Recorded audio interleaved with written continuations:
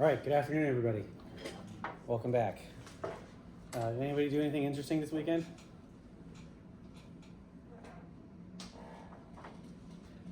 Cool. Well, very studious. I appreciate it. All right, a couple of housekeeping announcements before we get going. Let's see. We basically don't have a mandatory lab meeting until our next exam, which is going to be not tomorrow, not the following Tuesday, but the Tuesday after that. So that is St. Patrick's Day. Yeah, so be sure to wear green because that's good luck, and you won't get pinched during your exam either. And that's when our next exam will be. Cool. Same deal as last time. Multiple choice. You have the whole time to do it. I think this next exam is going to be shorter, but the cost that you have is that there's probably going to be more calculations to do. So just a heads up. I'm trying to think.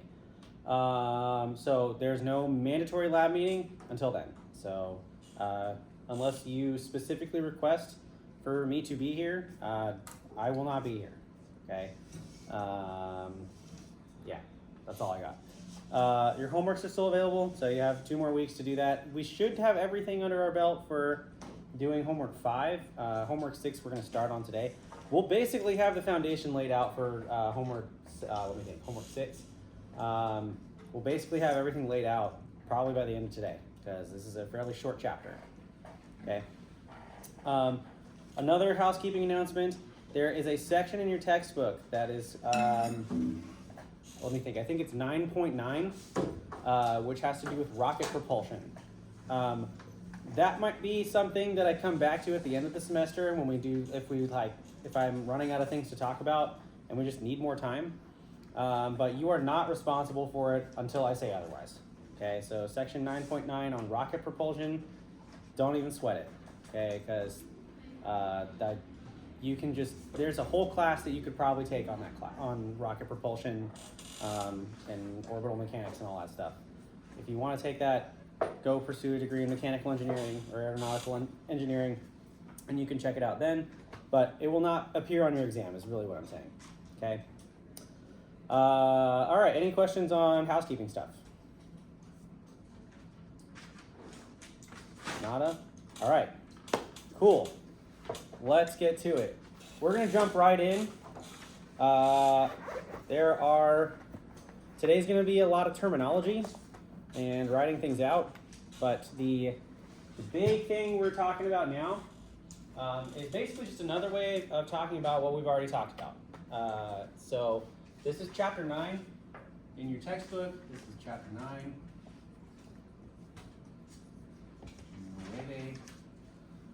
Chapter 9, and this has to do with momentum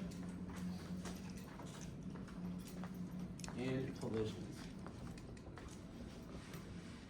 Okay.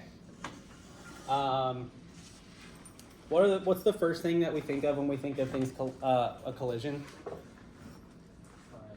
Yeah, unfortunately, that's going to be a really big topic in this section. So, I personally have had a near-death experience in a car, which is not my favorite thing to talk about, but I can set those traumatic feelings aside to talk about physics and solve some problems, okay? I apologize in advance if any of this brings up traumatic memories to you. I did have a student that one time, a while ago, they just straight up broke down in tears after a lab because they were like, I hate talking about collisions because all we talk about is car accidents. And I was like, all right, I feel that, bro. Same way. So anyway, fair warning, okay? Nothing's gonna be gross or like we're not gonna talk about people dying or whatever, but we are at least gonna be able to do some detective work when we talk about collisions and car accidents and stuff. So I don't know, think about it that way. Let's jump right in and momentum is a definition. So momentum is typically represented by the letter P, lowercase p. Okay. Near the end of the semester, we are going to see other letters of P. So I'm going to have to try to distinguish between those two. Lowercase letter P, and it is defined. Okay. I'm not going to use the fancy equal sign. I'm just going to use a regular equal sign. Instead of mass times acceleration, the definition of an individual particle's momentum is is its mass times its velocity. And you'll notice since velocity is a vector quantity, what does that mean that momentum is? It's a vector. Okay, sweet. So at the end of the day, when push comes to shove, we're going to have to at least involve some kind of vectors. Okay. That's what momentum is. Sweet. We're halfway done. Now we need to talk about what a collision is. Okay. So what is a collision?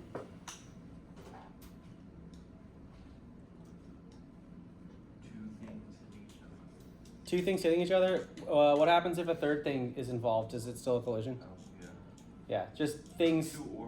Two or more things hitting each other. Okay, sweet. So like football, like when linemen collide with each other. Like I literally just used the word, right? If you guys watch American football, the offensive and defensive linemen, when they hit each other, that's a collision. Sweet. All right. Any other examples of collisions?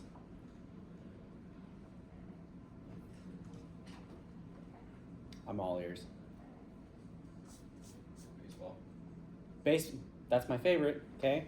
You'll always score brownie points with me if you talk about baseball. Okay, a baseball and a bat colliding with each other, that's a far less violent version of a collision. Yeah, that's great. That might or might not appear on your exam, fun fact. Okay, any other ideas? The general sense I'm getting is that things have to touch each other, right? There has to be a thing that, there has to be one thing that touches another. So when two things collide with each other, so we'll use the defensive lineman example, right? What happens? They are initially traveling towards each other, and then what happens after that? Do they just bounce off of each other? They kind of grapple with each other, right? Right? If they didn't use their hands to try to literally throw each other around, if two people ran at each other and then they collided, per your suggestion, what happens to them? Don't think too hard. If I were to, oh, you know what? I should have brought a tennis ball with me. I actually used to have a tennis ball in my bike bag all the time. If I were to throw a tennis ball at the wall, would that tennis ball collide with the wall, you say? Yes? Not a trick question. Okay, what happens when you throw a tennis ball at the wall? It bounces back, right? So we're talking about things that hit things and then kind of reflect back at each other, or reflect, right? Okay. That is a pretty good functional definition of what a collision is, okay? Should you find yourself taking more advanced physics courses, literally anytime a force is involved or anytime any object's direction changes, that is considered a collision. So, for example, if an asteroid is traveling in at one velocity and it is influenced by Earth's gravity but never touches it, if it goes around and changes directions, that's also considered a collision, okay? But don't worry, we're not even going to deal with that. So the version of a collision that you have in your head is probably the version of a collision that we're going to be dealing with in this section, okay? There are two versions of collisions, okay? I'm going to switch colors for this. Okay. So there are two versions of collisions, okay? Okay, one version of a collision is called an elastic collision. This is all the terminology stuff. Is an elastic collision. Okay, in an elastic, what do we think of when we think of elastic? Rubber band. What's up? A rubber band. Exactly, a rubber band. For the purposes of collisions, completely ignore that. Okay, I do not know why it's called an elastic collision. Okay, because an elastic collision couldn't be farther from a rubber band. Okay, the closest thing I can think of is two pool balls colliding with each other. Okay, would you say that pool balls resemble rubbery, squishy thingies?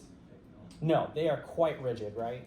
So that's probably closer to an elastic collision than I'm thinking of. There are two things that are conserved. Okay, so there are two. So both total momentum. Let's not make those two words. Total momentum and total kinetic energy. I'm just going to write KE are conserved. Okay, and what that means, if I were to write that out in equation form, okay, if I'm just going to mostly deal with two objects. In fact, I don't think there's any homework problems where you have to deal with more than two. And that'll be true for your exam, by the way. So if I say P1 initial plus P2 initial, that's the same thing as P1 final plus P2 final, okay? So the total momentum is the same before a collision as it is afterwards, okay? The other thing that's conserved is the kinetic energy, so I'm just gonna write KE1 initial plus KE2 initial. This is my real test, is to see if I can get the subscripts right. KE1 final plus KE2 final. Okay, so generally speaking, in the example that there are just two things, then those two quantities are conserved. Okay, so if you hear, if you are reading a problem and it is not specified, if it is an elastic collision or the other one I'm about to talk about, then please come up and ask, because I need to specify that to you. Okay. The other kind of collision, if it's not elastic, then it's inelastic. Okay. And in an inelastic collision, the only thing that is conserved is momentum. Okay, so just total momentum.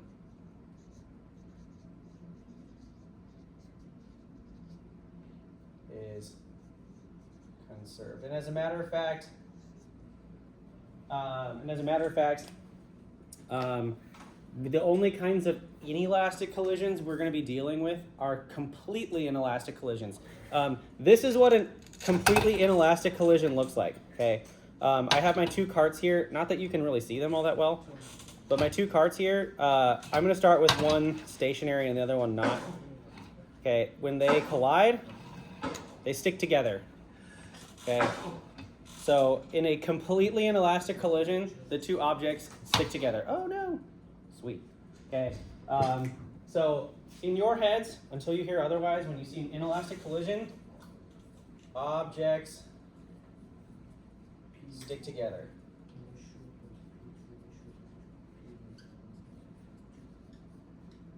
Okay, that's another way of saying that for an inelastic collision.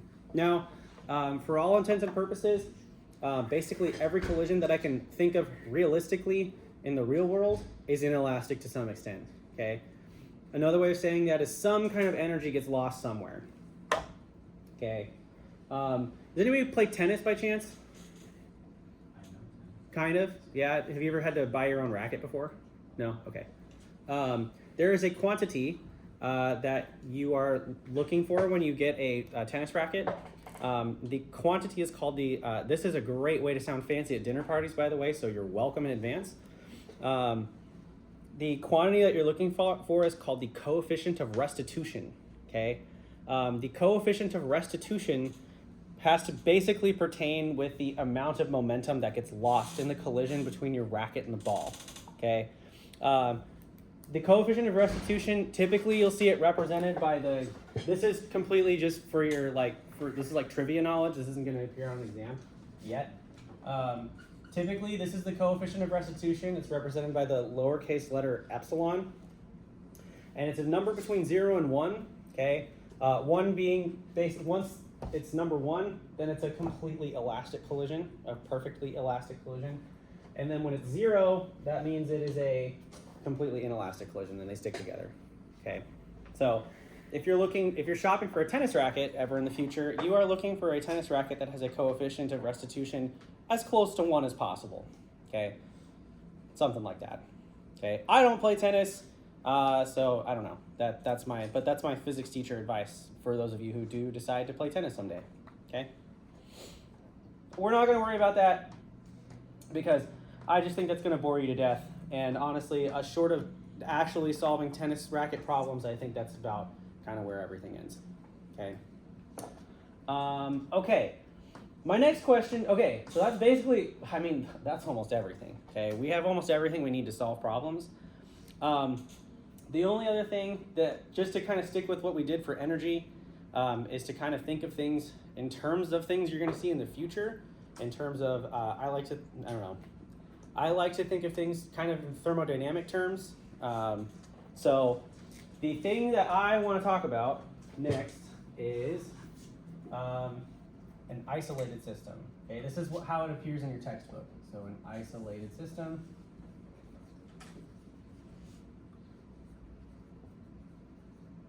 Okay, and we actually have two ways of thinking about this now. Okay, we've actually kind of talked about isolated systems. I'm going to write it first in terms of energy. Okay, so in energy language. And then I'm going to write it in momentum language.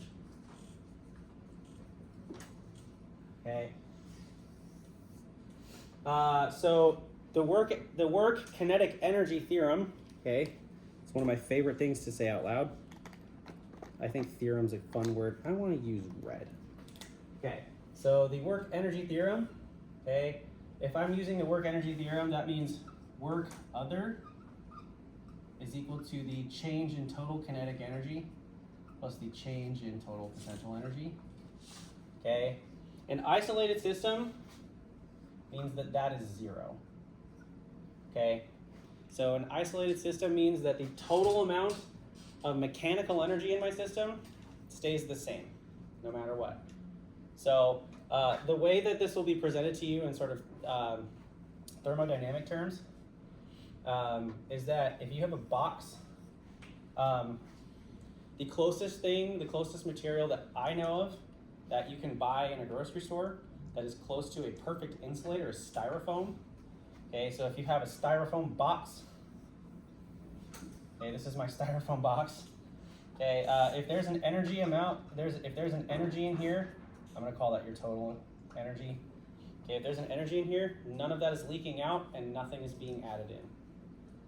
Okay, so there's no external forces or anything that do extra work, okay, to change the energy of your system. Okay. So an isolated system. Okay. I'm going to write a few things out before I write my isolated system stuff out over here. Okay. Let me think here. So I'm going to write some things that might bring back some traumatic memories to us that have nothing to do with car accidents. But if I add up all my forces, okay, that's going to be an object's mass times its acceleration. Okay, this is Newton's second law. We've seen this before. Okay. And in particular, if the sum of all my, I'm going to just rewrite things that we already know. The acceleration, would you agree with me if I said that the acceleration is the time derivative of velocity? Please agree with me. Okay. Because that's literally the definition of acceleration. Okay. Okay. What happens? Okay. I'm just going to assume that my mass isn't going to change. Okay. Hint, hint. That's where rocket propulsion comes from, is when your mass changes. If I take the derivative of mv, is that not my momentum? The mv? Wait. Mr. S, you mean to tell me that the sum of all the forces acting on my system of particles here, or on my object, okay, that is just the time, that's just the time rate of change of momentum, folks. Okay. Okay, what happens? Okay, so this is where things get wild, okay, is when you have a bunch of particles in a system. And this is kind of where the thermodynamic analogy tends to help a little bit more. Okay, if I have a bunch of objects, I'm going to introduce a new index over here. So this is my J. If I have a bunch of particles, okay, I'm going to pretend like this is my gas, okay, and it's in my box. Each particle is going to have its own position and it's going to have its own momentum, basically. Okay, so the sum of all my forces, okay, if the sum of all my forces acting on an individual particle sum to 0, okay, and then I sum that over every particle, that's basically what, that's not what, that's an I. This is a J, okay?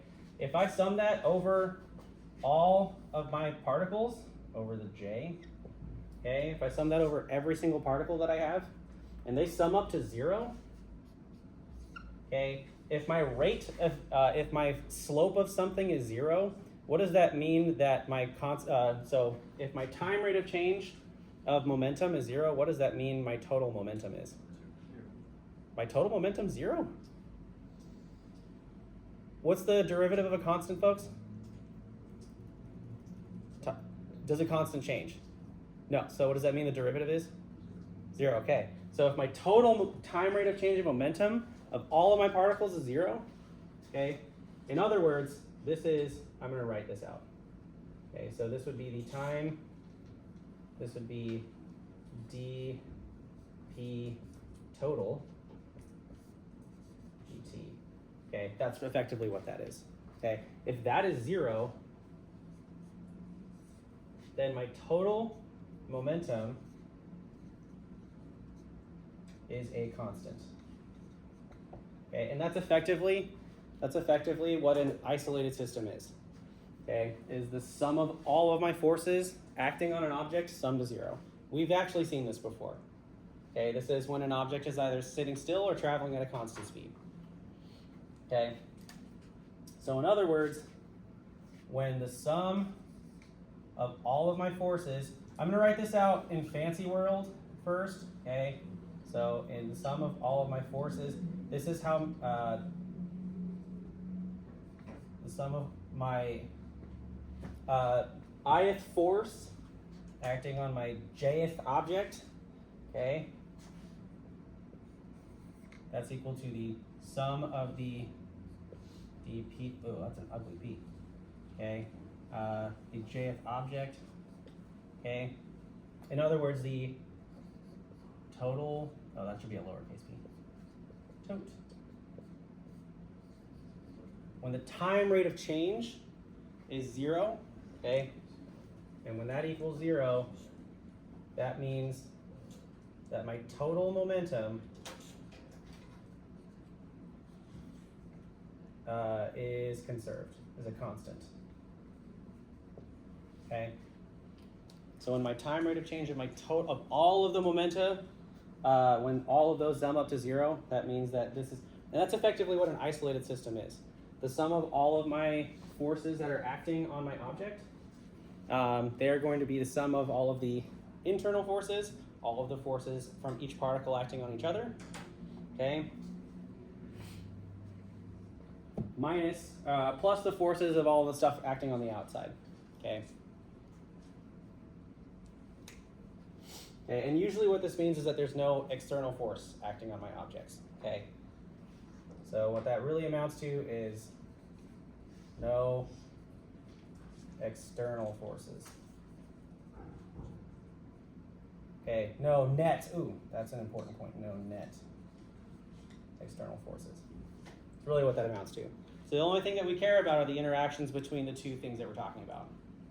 In car collision terms, what that really means is, okay, I think we can all agree that gravity is always going to play a factor.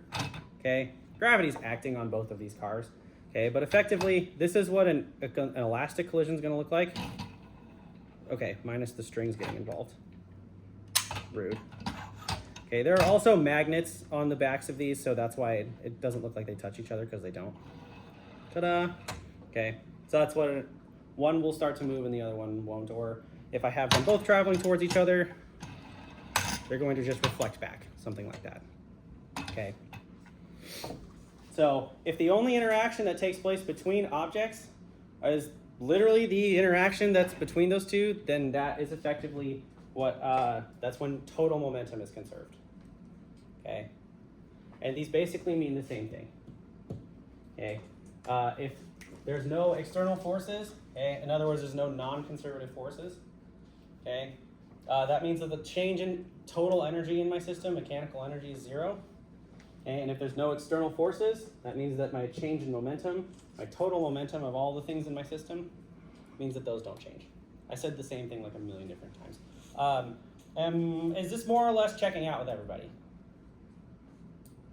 Sort of. Maybe we just need more time to digest it, but this is kind of, at least in theory, making sense. Okay, sweet. There are such things, however, as non-isolated systems, and this is when your net the sum of all of your external forces will not add up. Okay, and the way I'd like to frame this to you is something like this. Has anybody ever cooked with eggs before? Okay, that's probably one of my favorite things to eat ever, eggs. Okay, has anybody ever dropped an egg before? Yes, it's like an annual occurrence for me. And then there's lots of words that I can't repeat. But what happens when you drop an egg on like a tile or hardwood, like a hard floor? What happens to the egg? It cracks, it breaks, whatever. In my case, that means there's a lot of yelling and swearing, okay? Because my eggs are precious, okay?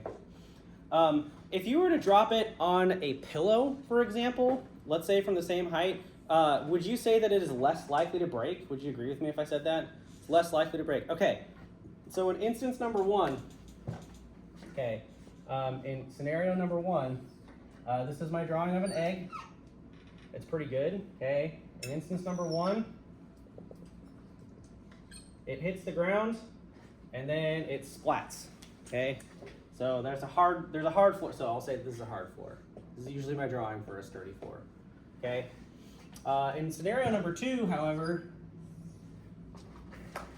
this would have landed much more nicely if I'd actually done this, okay? I have the same egg, and it's dropped from the same height, okay, but this time it lands on a pillow, okay? But it doesn't crack, right? Doesn't crack. Okay, so in this case, okay, when it splats, what's the final velocity when it hits the ground after it collides with the ground? 0, right? It hits the ground and it splats. It's like if I threw putty on the ground and it just goes and it just sticks to the ground, right? Its final velocity after that is 0. Not the velocity right before it hits the ground, but after it collides with the ground, it's just going to be 0, right? Okay. What's its final velocity when it comes to rest on a pillow? It's also 0, right? Okay, what changed? What changed? They were dropped from the same height, and right before they hit the pillow / the ground, they're traveling at the same speed. What changed? How quickly it slowed down. Say again? How quickly it did that. I really like that explanation, okay? So they fall from the same height, the height's the same, V final's the same, okay, V final's the same, okay? They both are 0, because they splat on the ground. That would be an example of a perfectly inelastic collision, by the way, okay? Okay, so in one case, and the pillow happens, basically what happens is, what was your explanation again? It like slows down slower. Yeah, I'd say that's great. Okay. Yes. So basically, it slows down slower. Okay. So slows down slower. It's a great way of putting that. Okay. In terms of momentum, okay, how would we? So the change in momentum. Okay. So the change in momentum in scenario number one, they're the same. In other words, they both go from some speed to some 0 speed, okay? So they're the same.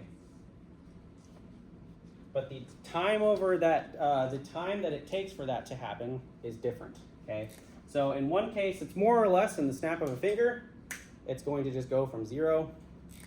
Okay, how do I go backwards from taking a derivative? You integrate, right? So if the sum of my forces, there's one force that's really acting on your, when it hits the ground, it's just going to be the force of the floor. Okay, so I'm gonna sum over the change in momentum. Okay, that's just going to be my force. Actually, I'll write it in the way that your textbook does. The sum of my forces, okay, and it's going to be over time, okay? It's my over my change in time, okay? So the total change in momentum is the same in both of these, okay? So if my time, however, increases, okay, in other words, let me do this, okay? Did we, when we took Math 5A here, or AP Calc or whatever, did we learn about the average value theorem? Is that something we've heard before? Or in Math 5B? I don't remember where we learned about that. And did we learn about that in Math 5A? 5B. 5B? Okay, that sounds right. So remind me, at least, okay, when you take the average, if I were to average everybody's height in here, how would we go about doing that? Yeah, so we add it up and then we divide by the number of points there are. Okay, when we do that with an integral, you integrate over your, over your function, and then you divide by your endpoints, right? That's what the average value theorem was. So if I wanted to find, so if I divide this by my delta t, that's going to be my divide by delta t. Okay, I get an average force, do I not? My delta p divided by delta t is just my average force. Okay, so my delta p, I'm just going to write average. I'm going to write that over here. So my average force, that's delta P divided by delta T, and that's 1 over my interval divided by my force. Okay, fear not. I know when we see integrals that we might have panic attacks. Let me think about this. And I can confidently say that in at least in homeworks and exams, you will not have to perform an integral. Okay, more or less, your force will be treated as a constant. Okay, but in this case, I'm going to sum over this stuff. My sum of my forces times dt from T1 to T2. Sure, why not? Okay. The only difference that really changed is I increased the amount of time. But what does that do? If my change in momentum is the same, does my average force increase or does that decrease if my time increases?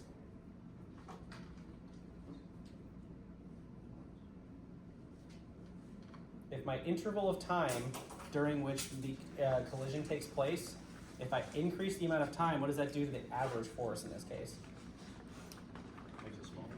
Makes it smaller, exactly. So when you increase the amount of time, you are changing the when you are increasing the amount of time that you change your momentum, you have decreased the average force that is distributed over that interval of time. Okay. Now, okay, so in the example of talking about a baseball colliding that collides with a bat, that's more or less in the length of time it takes to snap your fingers, right? So what instances of time are we typically talking about when we talk about collisions? Would you say on average it's pretty fast or pretty slow? It's usually a really small window of time, right? So that's a pretty good way to approximate the amount of force that for example, a baseball bat exerts on a baseball. Okay, that's usually a pretty good approximation. Okay. Now, no, I'm done with that actually. The only other thing that I have to add to this, and this really only, professionally, I've literally only ever heard impulse, the word that I'm about to say, which is impulse. This is a definition. Okay, your impulse is defined to be your change in momentum, and that is defined to be your net force times dt. This will usually just be one force, by the way, so fear not, okay? And that's impulse. Okay, your impulse, this connection here of your average force, that's called your impulse momentum theorem, okay? That's really all that amounts to. Okay. I'm trying to think. I think we basically got all our definitions out of the way. Okay. So in the example, for example, when we talk about, this would be where you have a cushion or something changing the net momentum of your entire system. That would be an example of a non-isolated system. Okay. So in this case, energy is leaking out somehow, and the way that energy leaks out, explanations you'll typically hear.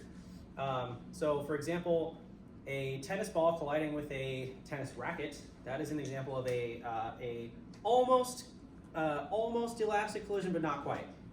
Okay. Some of the explanations you hear is that the just when it the sound wave that you hear is where the energy goes. Some people say that it's lost to heat. Those two things, to me, those mean the same thing. Okay. That's basically everything that we care about. Let's see if we can solve some meaningful problems, though. Okay. Okay. First, before I do that and I start erasing stuff, are there any questions about anything so far? Nothing? Yes? For the dp dt right there on the bottom left, so the integral is of that whole thing, and the sum is just in the numerator? The sum is just in the numerator, yeah. Oh. Yeah. That would just mean dividing both sides by delta t. Oh, I That's see. all that was. Okay. Yeah. Good question. Anything else? So your bounds on the F average would be its height? That's also a good question. Okay. The time in question here are the time over which the contact starts and ends. So it would not be, for example, the time would not be from the time that you release it to the time. I guess in both senses the amount of time still increases, but the collision takes place when your egg starts to touch the ground versus when it is completely dispersed. I guess that would be the definition. Okay, that would be your bounds of when time. That would be the bounds of your time. Does that answer your question? Yes. Sweet. And those are all things that would be specified to you, by the way. Okay.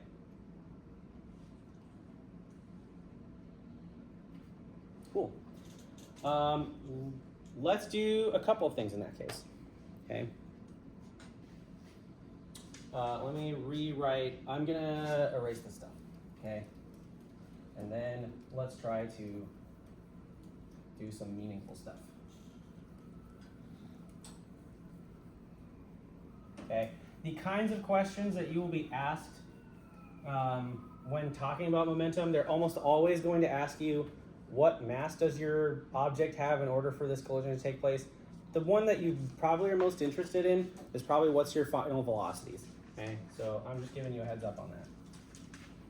When we talk about a change, when we talk about momentum being conserved,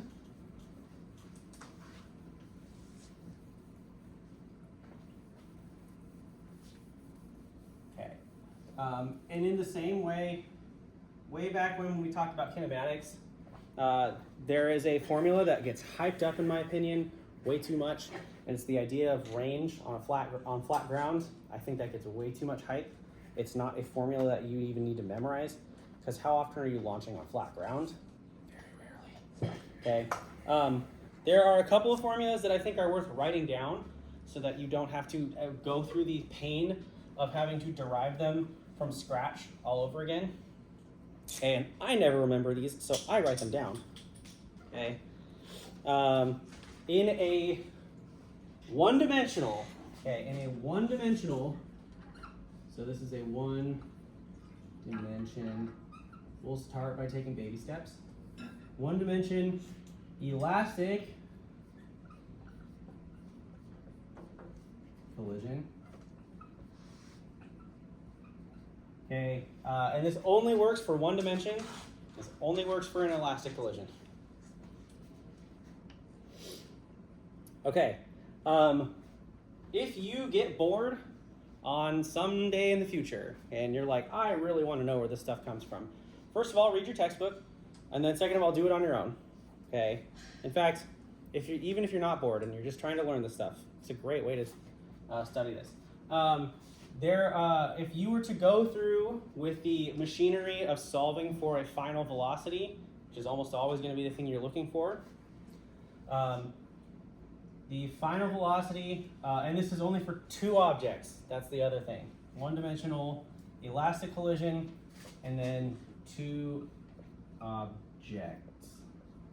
That's the other important caveat here. Okay. The way that you would almost always go about doing this is you only have one dimension to worry about, so everything's traveling in a line.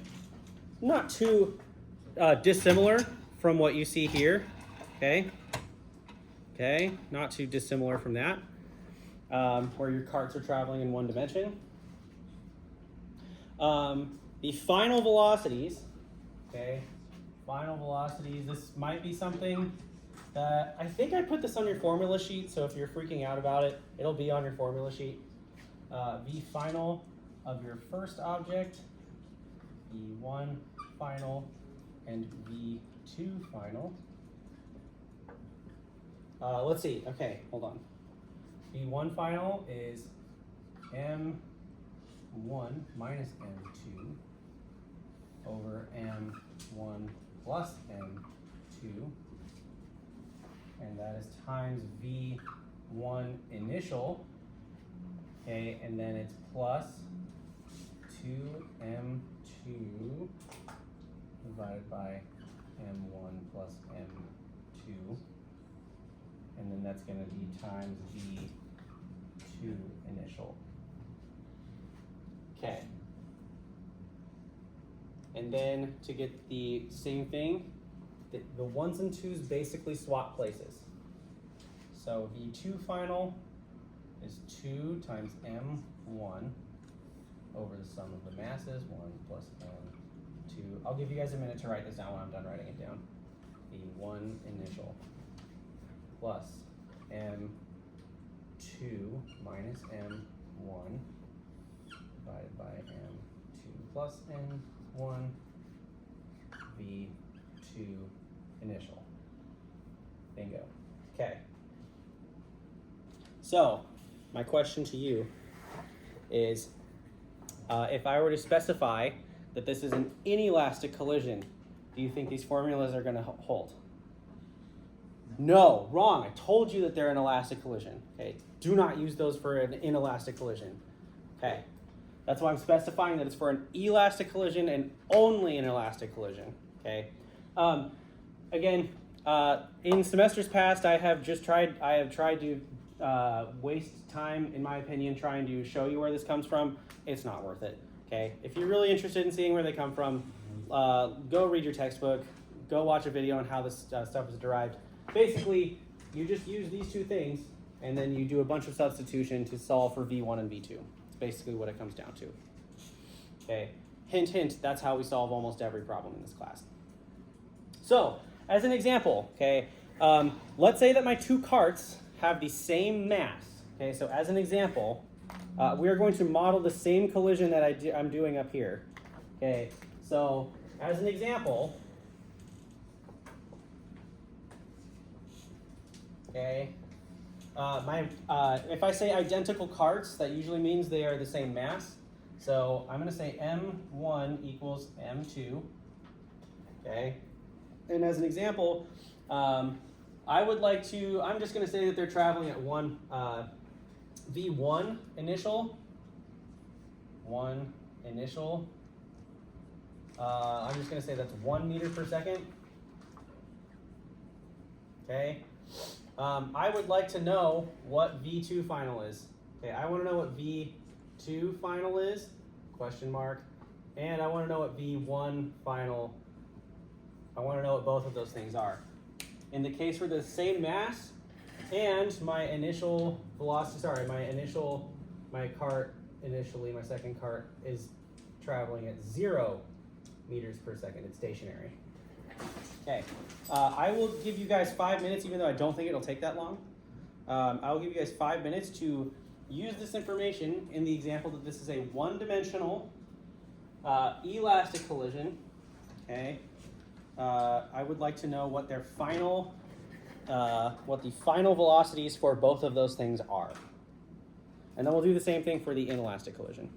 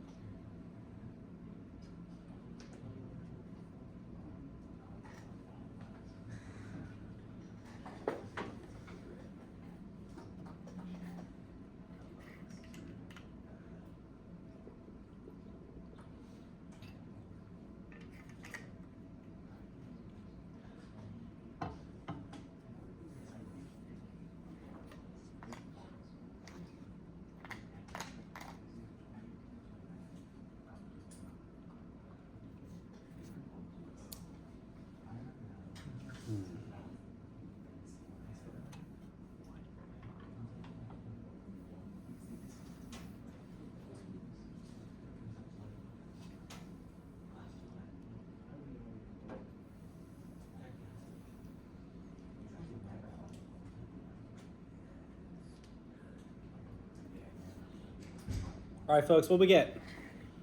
What are my final velocities? 1 and 0. I like that. Did anybody else get something different?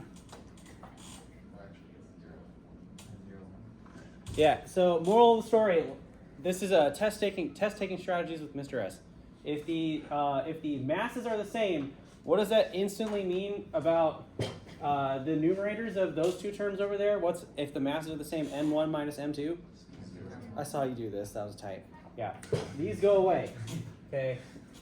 Okay. And then let's see, if the sum of my masses, m1 and m2 are the same, that's basically just m2 over m2. And so that's 2m2 divided by 2m2. What does that give me? It gives me 1. Okay. So that should just be 1. I'll say that much. This should be 0. Okay. So that tells me that in this case only, V1 initial equals V2. Wait, other way around. V1 final is equal to V2 initial. Okay, what was my V2 initial in this case? 0. It was 0. So sweet. So that tells me that the cart that started moving should end stationary. And then it's the other way around over here. M1 and M2 are the same. So M1 plus M1, that's 2M1 divided by 2M1. So that tells me that in this case only, okay, V2 final should be the same as V1 initial. Okay, I don't care what the first and final speeds are. If the masses are the same, let's find out. Okay, 3, 2, 1. Whee! Not bad, right? That's pretty good.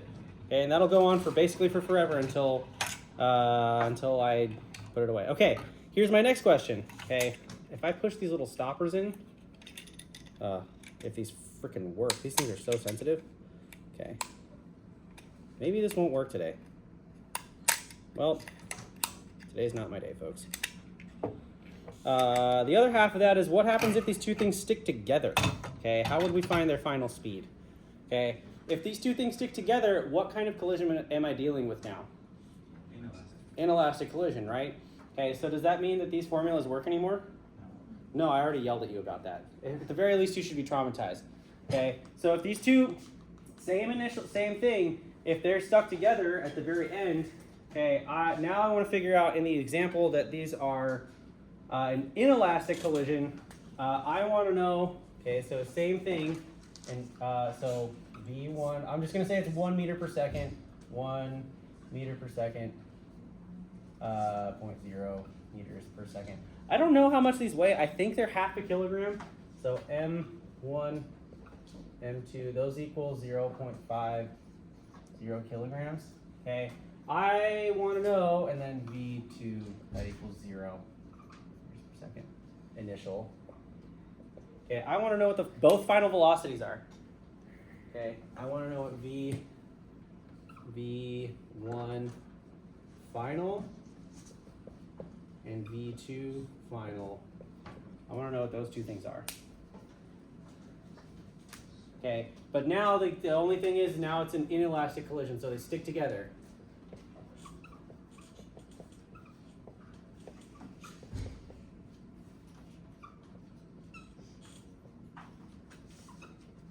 Okay, so first things first, I'll give you guys a really, really big hint here.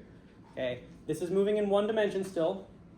So these are still moving in one dimension. Okay, if these two things stick together, what should their speed be? At the very least. If they stick together, wouldn't you say that both objects are traveling at the same speed? Okay, sweet, that's my hint. Okay, so at least I know this much. From an completely inelastic collision, V1 final is the same thing as V2 final. Okay, that's my hint.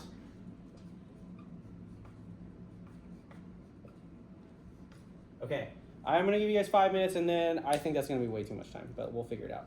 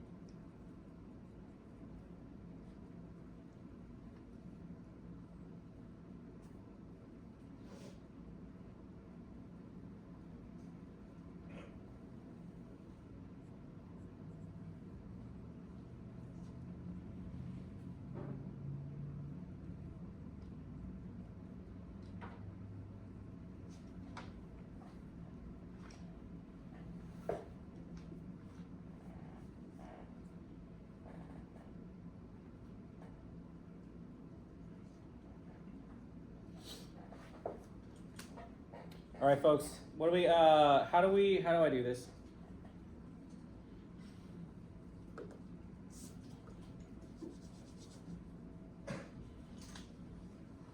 Any ideas? Did anybody get an answer? Sweet. How'd you get it? I just did half of, I added the two velocities and divided by 2, I guess. Okay, so we just added the two velocities. All right, let's see how that works out. So the one thing that I know is that the total momentum doesn't change, okay? So that's the first thing I know. So I know that M1, V1 initial, that's the plus M2, V2 initial. That's the same thing as, we agreed that this is an inelastic collision, so they're gonna stick together. So I'm gonna just say that M1 plus M2 V final. Okay? That's where, in other words, if I were to show all of my work, M1 V final plus M2 V final. Okay? I'm just factoring that out because they stick together, they travel together at the same speed. Okay, if my initial speed, okay, better question to you. Do you think that, I'm expecting that these two things are going to, I'm expecting that they're going to travel at, do we expect this to travel faster or slower after the collision? Slower. It kind of makes sense, right? Let's see how well that works out. So I'm gonna try to give this, I'm gonna shove this thing along. Whee! That looks like it went slower, right? Okay, so I'm expecting this to be a lower number. I also know that my initial speed is 0 over here, so that's gonna go away to 0. Okay, and then the only thing I have left, this was the thing I was looking for. So the only thing I've got left over here is my final velocity would be M1 V1 initial divided by the sum of my masses. Okay, let's just check things out. Let's see, so I have mass times velocity, that's still units of momentum, so that's nice. Okay, and then divided by mass plus mass, well that's units of mass. So, all right, so mass divided by mass, I'm left with a velocity on both sides. Mwah, things check out. So let's see, things that I can do in my head. What's 1 times 0.5, everybody? 0.5, sweet, and then what's 0.5 plus 0.5? That's 1, so 0.5 divided by 1, that's 0.5. So I'm expecting this to move half as fast. 0.5 meters per second. That would be my final velocity. I have no way of knowing if I'm pushing it to be that fast, but that's more or less what I'm expecting. At least in this case.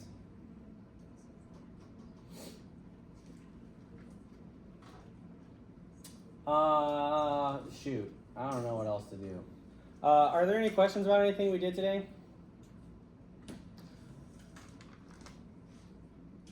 Cool. Believe it or not, Wednesday is not gonna be a repeat of what we did last week, but Wednesday we'll go through a Rolodex of problems, and we'll try to spend some time solving them, and then that's basically it for chapter 9. This is pretty short. Unless there are any other questions, I don't know what I could possibly do in the next 20 minutes, so we'll pack up.